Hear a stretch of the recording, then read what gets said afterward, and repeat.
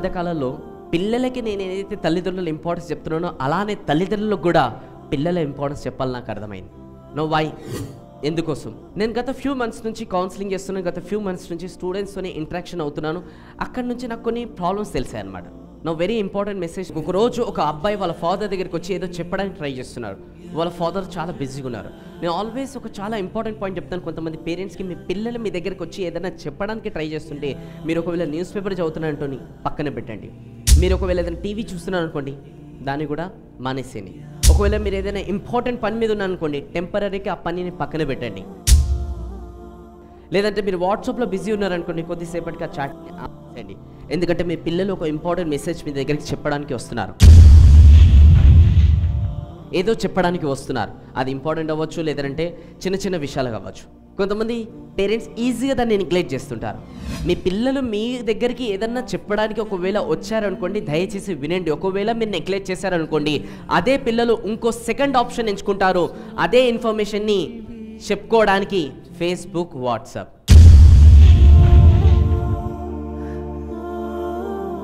So దయచేసి చెప్తున్నాను, మీ పిల్లలు మీ దగ్గరికి వచ్చి ఏదైనా చెప్పడానికి ట్రై చేస్తుంటే ఖచ్చితంగా వినండి, లేదంటే వాళ్ళు సబ్స్టిట్యూట్ ఎంచుకుంటారు ఆప్షన్.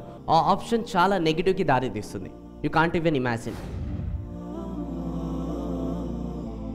ఒక చిన్న పాప వచ్చేసి వాళ్ళ మమ్మీ దగ్గర చెప్తుంది, మమ్మీ ఈరోజు మా ఫ్రెండ్ నా పెన్సిల్ ఏదైతే ఉంది కదా అది విరగొట్టేశారు. తన కూతురు ఏదైతే రీజన్ చెప్తుందో చాలా చిన్నదో ఉండొచ్చు, కానీ కూతురు విషయంలో అది చాలా పెద్దది.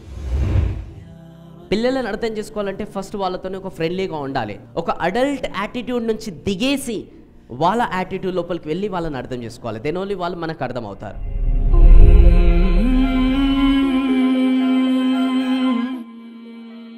ఒక ఇంటర్మీడియట్ స్టూడెంట్ వచ్చి వాళ్ళ డాడీ దగ్గరికి వెళ్ళి చెప్తున్నారు, డాడీ ఈరోజు మా లెక్చరర్ అలా తిడుతున్నారు, ఇలా తిడుతున్నారు, తప్పేమి డాడీ అని తిడుతుంటే వాళ్ళ డాడీ లైట్ తీసుకున్నారు. అదే అవన్నీ కామన్ రా, అవన్నీ పట్టించుకోక వదిలేసాయి.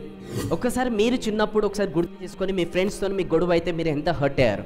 ఇప్పుడు వాళ్ళు అలాంటి ఇన్ఫర్మేషన్ వచ్చి మీకు చెప్పడానికి ట్రై చేస్తే మీరు లైట్ తీసుకున్నారు అనుకోండి, అది చాలా దారి తీస్తుంది నెగిటివ్కి. లైఫ్ వర్సెస్ డెత్ అంత దారి తీస్తుంది.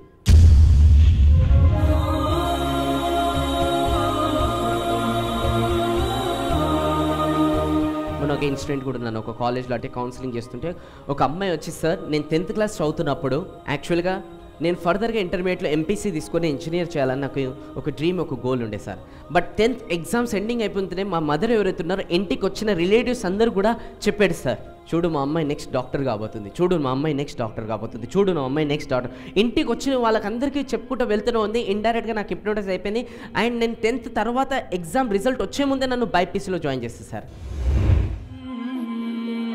ఈరోజు నేను ఫిజిక్స్ అండ్ కెమిస్ట్రీలో మంచి మార్క్స్ స్కోర్ చేస్తున్నాను, అండ్ బైపీసీలో నేను స్కోర్ చేయలేకపోతున్నాను. అండ్ నా పైన చాలా ప్రెషర్ కూడా ఉంది ఈరోజు. అలాంటి స్టూడెంట్స్ ఎంతోమంది స్ట్రక్ అయి ఉంటున్నారు ఇలాంటి లైఫ్లో. దయచేసి చెప్తున్నాను పేరెంట్స్కి, మీ పిల్లల పైన మీరు ఒకవేళ ఇంట్రెస్ట్ తీసుకోండి, అది కూడా జెన్యూన్గా తీసుకోండి, జెన్యూన్గా వాళ్ళ ప్రాబ్లమ్ని వినండి. ఒకవేళ మీరు మీ పిల్లల పైన ఇప్పుడు ఇంట్రెస్ట్ తీసుకోలేదనుకోండి, వాళ్ళు కొంచెం పెద్దగా అయిన తర్వాత వాళ్ళు 10th ఉన్నప్పుడు మీ నెక్స్ట్ ఎంపీసీ తీసుకోవాలి అని మీరు ఒకవేళ చెప్పారనుకోండి, వాళ్ళు మీ పైన ఇంట్రెస్ట్ తీసుకోరు. దాని తర్వాత వాళ్ళు ఇంజనీరింగ్ ఏ బ్రాంచ్ తీసుకోవాలని మీరు ఏదైనా సలహా ఇచ్చారనుకోండి, ఆ సలహాని వాళ్ళు పట్టించుకోరు. ఎందుకంటే చిన్నప్పటి నుంచి మీరే వాళ్ళకి నేర్పిస్తున్నారు ఏమని. ఇలాంటివి ఏదైనా చెప్పడానికి వస్తున్నప్పుడు మీరు ఇంట్రెస్ట్ చూపెట్టలేదు కాబట్టి రేపు మీ మాటలు కూడా వాళ్ళు ఇంట్రెస్ట్ చూపెట్టారు. No doubt in this. And specially old age homes ఎక్కువవుతున్నాయి అని చాలామంది చెప్తున్నారు కదా. ఓల్డ్ ఏజ్ హోమ్స్ ఎందుకు ఎక్కువ అవుతున్నాయి, కొంచెం సైకాలజీ కూడా స్టడీ చేశానమాట. కొంతమంది పేరెంట్స్ ఇంటి దగ్గర ఉంటే చెడిపోతారని 5th క్లాస్ నుంచే, మరి అంత మెచ్యూరిటీ లెవెల్స్ కూడా ఉండవు పిల్లలకి, తీసుకెళ్ళి వాళ్ళని హాస్టల్ వేసేస్తారు.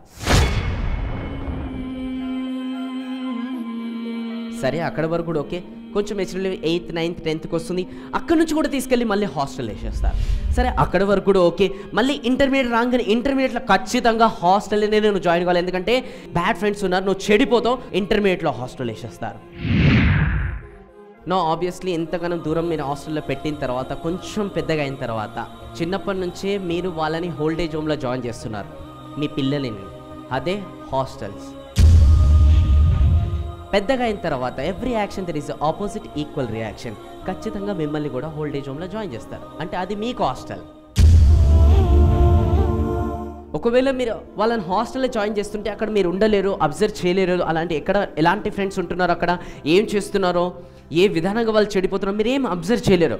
ఒక్కసారి మీ చేతిలో నుంచి దాటిపోయారు అనుకోండి వాళ్ళు, మళ్ళీ మీరు ఎప్పుడు కూడా వాళ్ళని క్యాచ్ చేయలేరు. సో దయచేసి కొంచెం అర్థం చేసుకోండి.